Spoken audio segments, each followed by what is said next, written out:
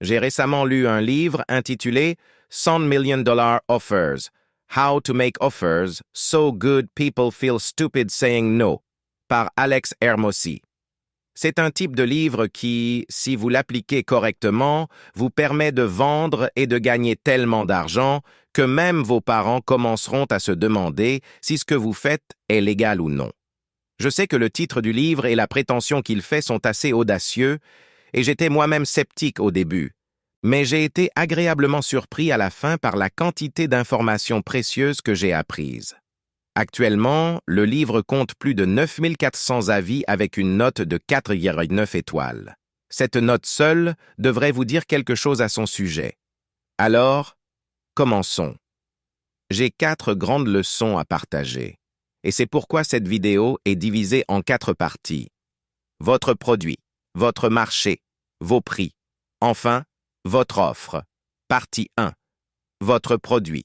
Si vous êtes entrepreneur, vous savez probablement que les 2 principaux problèmes auxquels la plupart des entrepreneurs sont confrontés sont le manque de clients et le manque de bénéfices à la fin du mois. La plupart des entrepreneurs essaient de résoudre ces problèmes en baissant leurs prix, pensant que si leur produit est moins cher que celui de leurs concurrents, les gens achèteront chez eux plutôt que chez les autres. Cet entrepreneur n'a pas tort, mais cela ne s'applique qu'à un certain type de produit, à savoir un produit de commodité. Un produit de commodité est un produit disponible dans de nombreux endroits et d'une qualité similaire. Pensez aux fruits et légumes, par exemple. À quelques petites différences près, une pomme est une pomme, peu importe dans quel supermarché vous l'achetez. Le problème, c'est que lors de la vente de produits de commodité, vous êtes obligé de les vendre moins cher pour rester compétitif. Si le client voit une pomme moins chère, il change de fournisseur. Vous êtes donc confronté à un dilemme, perdre les clients ou rester compétitif en baissant encore plus vos prix. Si vous avez une offre de commodité, vous allez concourir sur le prix plutôt que sur la valeur. C'est la raison pour laquelle vous devriez vous en éloigner et éviter d'être réduit à une commodité, c'est-à-dire éviter que votre produit ou service ne devienne qu'une option parmi tant d'autres. Vous devez avoir un produit différencié. Je vous donnerai un exemple très simple de ce à quoi ressemble un service de commodité. Je vous propose un service de coaching en ligne pour perdre du poids. Je facture $1000 initiaux, plus $500 par mois pour des consultations de suivi. Un service différencié. Je vous propose un service de coaching en ligne pour perdre du poids. Vous ne payez qu'une seule fois, pas de frais récurrents. Vous ne payez que si vous obtenez des résultats. Je vous garantis que vous perdrez 5 kg le premier mois, sinon le mois suivant est gratuit. Je vous fournirai également un programme d'exercice personnalisé en fonction de vos objectifs, ainsi qu'une application pour vous aider à faire des courses, cuisiner et manger plus sainement. Je serai disponible pour des consultations de suivi à tout moment. Si vous êtes un client essayant de décider quelle offre accepter, laquelle choisiriez-vous, A ou B? Je suis sûr que vous choisiriez B. Vous pourriez penser, comment puis-je offrir tout cela? Je vais travailler tout le temps et finir par faire faillite. Soyez patient, nous y arriverons. Pour l'instant, souvenez-vous de ceci. Si votre produit est unique sur le marché, il sera difficile de comparer les prix, ce qui signifie que votre prospect est maintenant contraint de penser en termes de valeur et non de prix. C'est comme si vous vendiez dans un vide. La décision d'achat pour le prospect se situe entre votre produit et rien, car rien ne se compare à votre produit. Pour résumer la partie 1, ne jamais concourir sur le prix et éviter d'être réduit à une commodité. Concentrez-vous sur la création d'un produit différencié.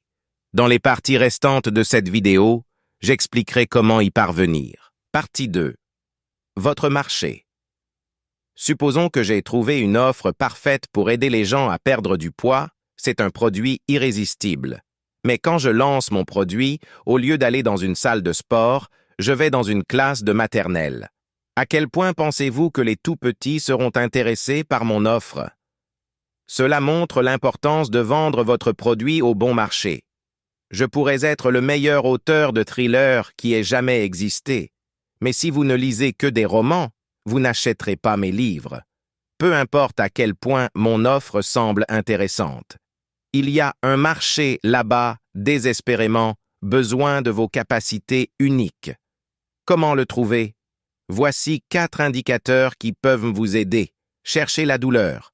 Permettez-moi d'expliquer de cette manière. Si une personne a mal à la tête, quel est le plus facile à lui vendre? Un antidouleur ou de la vitamine C? La vitamine C est quelque chose dont il a probablement besoin pour avoir un corps en bonne santé à l'avenir, mais un antidouleur est quelque chose dont il a besoin en ce moment. De la même manière, votre marché ne doit pas vouloir ce que vous offrez, il doit en avoir besoin. Lorsque les gens entendent la solution à leur douleur et à quoi ressemblerait leur vie sans cette douleur, ils seront attirés par votre solution. Si vous pouvez articuler avec précision la douleur qu'un client ressent, il achètera presque toujours ce que vous offrez. Numéro 2. Cherchez le pouvoir d'achat. Même si vous trouvez un système parfait pour aider les gens à améliorer leur CV pour obtenir plus d'entretiens d'embauche, vous aurez du mal à vendre votre produit à un prix élevé si les clients que vous choisissez sont tous au chômage. Votre public doit être en mesure de se permettre votre service au prix que vous exigez pour que cela en vaille la peine. Vous voulez toujours vendre votre système d'amélioration de CV? Vous le pouvez, mais ne faites pas de cela votre activité principale. Réservez-les pour vos activités caritatives. Un exemple personnel sur l'importance du pouvoir d'achat. Il y a quelques mois, dans l'une de mes vidéos, j'ai promu un cours du Dr Joe Dispenza que j'ai personnellement suivi et apprécié. J'ai recommandé le même cours sur 2 chaînes différentes, en 2 langues différentes. À ce moment-là, une chaîne comptait 1,1 million d'abonnés et l'autre seulement 150 000 abonnés. Dans les 2 chaînes, la vidéo dans laquelle j'ai mentionné le cours s'est bien déroulée, et dans les 2 chaînes, j'ai des abonnés loyaux et solidaires. Mais combien de personnes ont réellement acheté le cours? Voici les résultats. 107 personnes ont acheté le cours à partir de la petite chaîne. Combien de personnes pensez-vous l'ont acheté à partir de la grande chaîne avec 1 million d'abonnés? Prêt pour la réponse, 0. Savez-vous pourquoi? Parce que le cours coûtait environ 300 $, et la plupart des abonnés de la grande chaîne provenaient de pays à faible revenu. Pour beaucoup d'entre eux, 300 $ représentent leur revenu mensuel, de sorte qu'ils n'ont pas le pouvoir d'achat nécessaire pour un tel cours. Donc, pour conclure, vous pouvez avoir un excellent produit dans un marché très vaste, mais s'ils n'ont pas le pouvoir d'achat pour ce que vous vendez, la partie est terminée. Numéro 3. Cherchez un marché facile à cibler. Si vous avez un marché parfait, mais aucun moyen de trouver les personnes qui le composent, vous ne pourrez pas leur vendre quoi que ce soit. Où se trouvent vos clients? Assurez-vous de pouvoir les trouver sur des listes de diffusion, des groupes de médias sociaux, des chaînes qu'ils regardent, etc. Trouvez un marché en croissance. Un exemple simple d'un marché en croissance peut être une entreprise basée sur les médias sociaux, comme YouTube. Un exemple d'un marché en déclin peut être une entreprise basée sur le marché des journaux. Lorsqu'un marché croît, vous grandissez avec lui, et si un marché rétrécit, vous rétrécissez avec lui, peu importe à quel point vous êtes doué dans ce que vous faites. Il existe 3 marchés principaux qui existeront toujours: la santé, la richesse et les relations. La raison en est que le manque de ces éléments est source de douleur. Donc, si vous pouvez trouver un sous-groupe plus restreint au sein de l'un de ces marchés plus vastes, en croissance, avec un pouvoir d'achat et facile à cibler, alors vous avez trouvé votre marché. Permettez-moi de vous donner un exemple de marché qui répond à ces 4 exigences que nous venons de discuter. Supposons que vous cibliez le marché des relations durables. Devez-vous vous concentrer sur les hommes divorcés de 60 ans ou sur les étudiants universitaires? Bien réfléchi, les personnes âgées seules sont susceptibles de souffrir davantage de la solitude. Elles ont plus de pouvoir d'achat et sont faciles à cibler. De plus, il y a plus de personnes qui atteignent l'âge de 60 ans que l'âge de 20 ans, ce qui en fait un marché en croissance. Supposons que vous ayez trouvé un marché qui réunit les 4 composantes dont nous avons parlé. Que faites-vous ensuite? C'est un point important où de nombreux entrepreneurs se trompent. Ils trouvent un marché et vendent à tout le monde qui se trouve dans ce marché. Si vous vendez à tout le monde, vous ne vendez en réalité à personne. Vous devez vous concentrer sur un segment spécifique du marché. Autrement dit, vous devez vous concentrer sur une niche spécifique. En d'autres termes, les marchés de niche vous rapporteront plus d'argent car votre produit sera plus unique. Il y aura donc peu ou pas de concurrence. Par exemple, de nombreuses personnes vendent des cours de gestion du temps.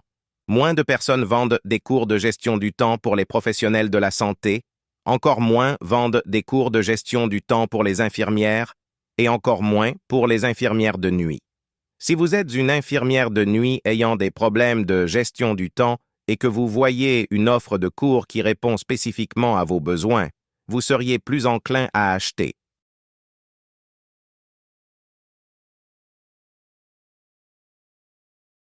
Changer de niche est également assez coûteux, car vous devez tout recommencer. Avant de passer à la partie 3 et parler du prix, permettez-moi de résumer tout ce que nous avons couvert dans cette partie sur le marché. Numéro 1. Assurez-vous de choisir le bon marché qui comporte 4 éléments clés. Le marché que vous choisissez doit comporter de la douleur, un pouvoir d'achat, être facile à cibler et enfin, il doit être en croissance. Numéro 2. Ne vous concentrez pas sur l'ensemble du marché, trouvez une niche et tenez-vous-y, n'allez pas d'une niche à l'autre. Passons à la partie 3, vos prix. Chargez tellement que ça fasse mal. Imaginez que je vende un cours en ligne, appelons-le « Comment gagner de l'argent en ligne ».